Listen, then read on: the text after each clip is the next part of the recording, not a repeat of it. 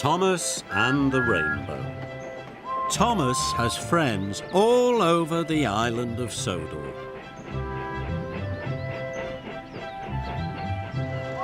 Friends at Brendam Docks. And friends at the farmyards. All of the engines are Thomas's friends, and so are all of the children. There had been an overnight summer storm on the island. The Fat Controller came to Tidmouth Sheds. He looked very serious. "A strong wind has blown down the telephone lines," he said. "Thomas, you must take the engineers to fix the telephone lines, or it will cause confusion and delay," he boomed. "Yes, sir," said Thomas, and he puffed away. Thomas arrived at Brendam Docks. The telephone engineers boarded Annie and Clarabel. Then Thomas noticed something in the sky. Thomas thought it was the most beautiful thing he had ever seen. "Look at all those colours, Edward," gasped Thomas. "Red and blue and yellow and green." "That's a rainbow," puffed Edward wisely. "An old story says you'll find something magical at the end of a rainbow." "Something magical?" gasped Thomas. "That sounds wonderful. I must find the end of the rainbow right away." And he wished away as fast as he could. Thomas had to stop at a junction. The rainbow was overhead. Percy was already waiting there. "Hello, Thomas!" Percy tooted cheerfully. "Sorry," Thomas puffed. "No time to talk. I have to find the end of the rainbow." And he chuffed quickly away. Thomas puffed up Gordon's Hill. The end of the rainbow was just over the top. But when Thomas reached the top, the end of the rainbow had moved. "Bother," said Thomas.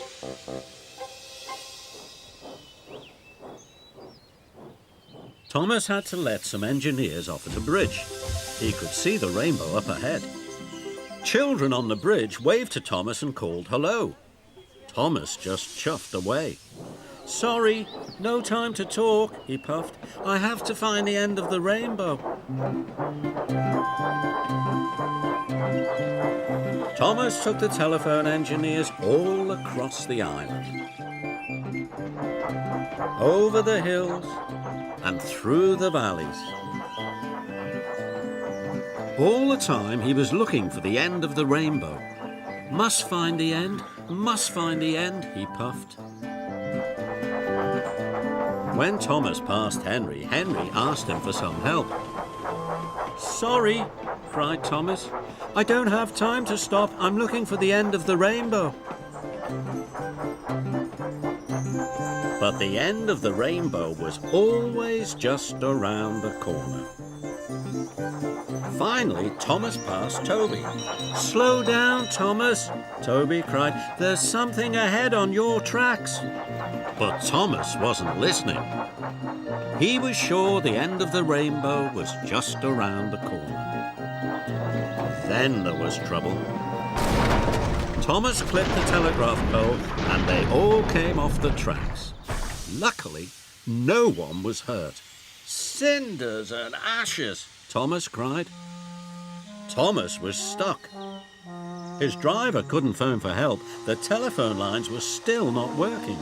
Then Thomas spotted Percy far away. "Help!" cried Thomas. "Percy, help!" And he whistled as loudly as he could. Thomas watched sadly as Percy puffed away.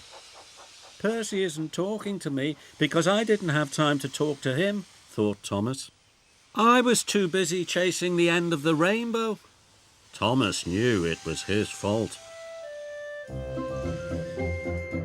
But Percy had heard Thomas's whistle. He knew Thomas was in trouble and he was hurrying to get help. Thomas is in trouble! Percy called out as he passed Henry. Then Henry told Bertie the bus. And Bertie told the children. The children told James. James told Harold the helicopter. And Harold the helicopter told Harvey. Harvey set off right away. Harvey found Thomas in no time at all. Soon he had them all back on the tracks. "Thank you for rescuing us, Harvey," said Thomas. Harvey told Thomas how the message had been passed on. "All of your friends have helped rescue you," he said. Thomas was very happy indeed. Thomas puffed along. The rainbow was still in the sky. But Thomas didn't try to find the end of the rainbow. He worked as hard as he could until all the telephones were working again. As Thomas returned to Tidmouth Sheds, he was amazed to find the end of the rainbow. It was right over Tidmouth Sheds. "The old story was right," gasped Thomas. "There is something magical at the end of a rainbow. My friends. Friends are the most wonderful thing of all."